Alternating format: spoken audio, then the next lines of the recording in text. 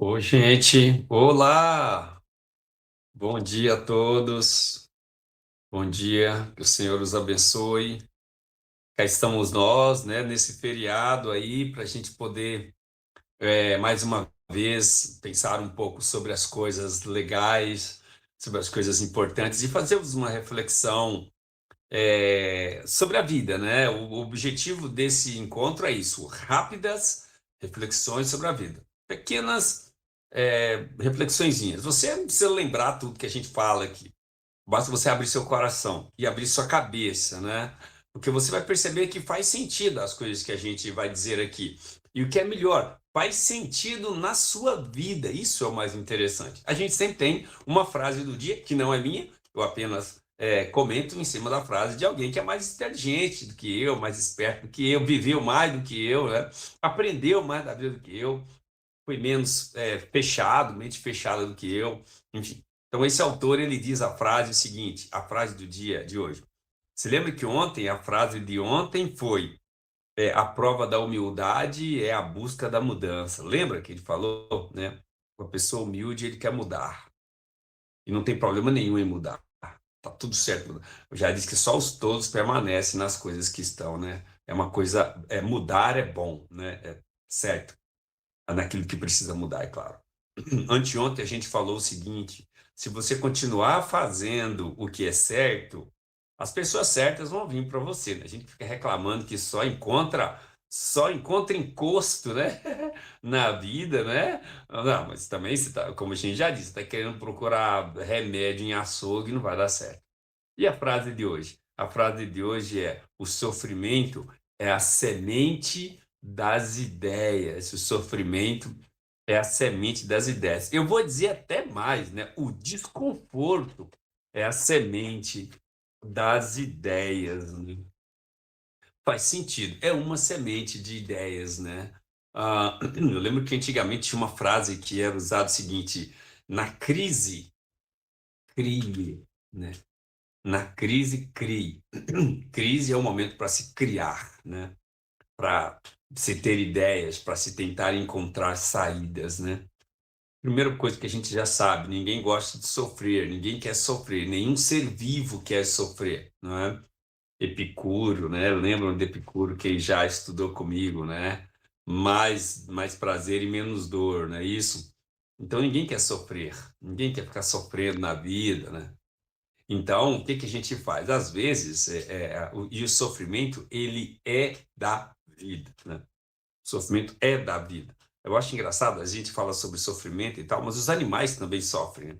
Animais também sofrem. E animais, enfim, não tem nenhuma carga para carregar. Por quê? Porque o sofrimento é da vida. Então, o que que a gente vai fazer? O sofrimento nos estimula a gente buscar a criatividade. O sofrimento nos faz a gente ter ideias, né? A gente buscar ideias para a gente pensar, pera lá, como que a gente pode trabalhar essa questão desse momento de sofrimento? O que que a gente pode aprender com ele, né? Para que a gente, duas coisas, saia do sofrimento e para que a gente não volte para o sofrimento. Eu acho que o sofrimento tem pelo menos três coisas para nos ensinar. Três coisas. E se eu fosse você, prestava atenção nessas três coisas. A primeira delas é o sofrimento nos ensina o que que a gente fez para chegar aqui, né? O que que aconteceu para a gente cair nesse sofrimento que a gente caiu, né? Acho que esse é um ponto que a gente precisa, que o sofrimento precisa gerar na gente. O que que a gente fez para que a gente chegasse até aqui? E a segunda coisa que o sofrimento nos ensina é o que que eu preciso fazer para sair daqui, né? É igual você andar de carro. Eu lembro que uma vez eu fui com o reverendo Assir, numa reunião do presbitério, era um dezembro chuvoso, aquela época que chovia dezembro para valer, estrada de chão, nós estávamos no Fusquinha lá, e um monte de carro atolado lá, né? Morro difícil de subir, sabe esses morros que antigamente chove, faz aqueles buracos, né? Aqueles sulcos na estrada, né? E ônibus garrado no meio da pista, caminhão, e a gente tendo que chegar, o Evandro foi com força e saímos lá em cima, que é Fusca, né? Fusca é carro para valer, né? E aí a gente tava vendo, né? Por que que os carros atolaram, né? Tava chovendo, pista difícil, talvez os motoristas não prestaram atenção na pista, enfim. Agora a gente tem que pensar é como sair, porque não adianta a gente ficar no sofrimento chorando, como dizia lá em casa, a morte da bezerra, né? Chorando, ai, pô, não adianta ficar. Essa é a segunda coisa, o que é que eu preciso fazer para sair? Mas tem uma terceira coisa que eu acho que é muito importante que a gente precisa fazer. Depois que a gente passou pelo sofrimento, que a gente possa pensar assim: o que é que eu tinha que não me deixou perder? O que é que tinha que não me deixou perder? Sabe por que que é importante essa reflexão? Porque a gente se perde no meio do caminho. A gente se perde quando as coisas. A borboletinha adora voar. A borboletinha adora, mas ela se perde no voo. Eu lembro da história do Édipo, aquele rapaz que estava preso no labirinto do Minotauro. Ele e o pai dele construíram asas ali com cera, arrumaram cera, pegaram penas e fizeram asas e puderam voar. E pai dele era Dédalo. E o Dédalo disse para o filho: Olha, voe, mas não voa muito perto do sol. Por quê, papai? Porque suas asas são de cera, meu camarada. E perto do sol, calor, derrete a cera, você vai cair, não é? E aí, então, o Dédalo já avisou. O Bocó, me falaram que todo dia eu estou falando a palavra bocó aqui, né?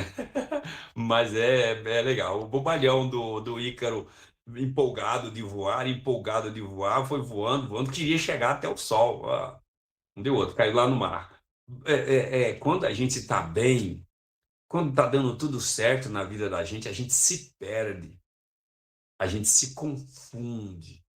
A gente se perde aí, tá tudo certo, emprego estando bem, salário indo bem, feliz no trabalho, feliz na vida, se sentindo valorizado, se sentindo importante. A gente se perde no meio do caminho. E qual que é o problema de se perder? É que nesse se perder, perde aquilo que vai te sustentar quando as vacas magras voltarem.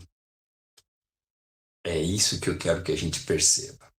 Na época do sofrimento, o que que me segurou ali para que eu não me perdesse? O que que me segurou para que eu não me confundisse? O que que me sustentou para que eu pudesse manter a estrutura firme e aguentasse firme até passar a tempestade? Qual foi o barquinho que me segurou ali até passar a tempestade? Foram os amigos? Foi a família? Foi a igreja? Foi Deus? Que segurou a gente? Porque não foi a gente mesmo. Porque nesses períodos de tristeza, nesses períodos de solidão, nesses períodos de escuridão, você e eu sabemos, a gente não está valendo nada. A gente não vale um sebazol, como diziam meus amigos, né? A gente não vale nada. Nesses dias de sofrimento, a gente está doente, a gente está um caco, a gente não dá conta nem da gente mesmo, não é verdade? Então a gente precisa pensar o que que nos ajudou a segurar, aguentar, suportar, que às vezes foi insuportável, mas a gente aguentou para que a gente agora pudesse estar nessa vida boa. Então a gente precisa tomar cuidado porque a vida boa rouba da gente as estruturas que nos mantêm firmes quando a vida fica ruim. Então, os momentos de crise, o sofrimento, é para a gente ter ideias. Então, se você está passando por momentos de crise, de dificuldade, de sofrimento, procure pensar o que que você pode fazer, com quem que você pode se unir para que isso você possa tornar pelo menos mais suportável. Porque tem uma coisa que eu e você sabemos: os tempos difíceis passam, assim como os tempos bons. Nenhuma coisa nem outra permanece para sempre, porque a vida faz essa coisa aqui, é ou não é?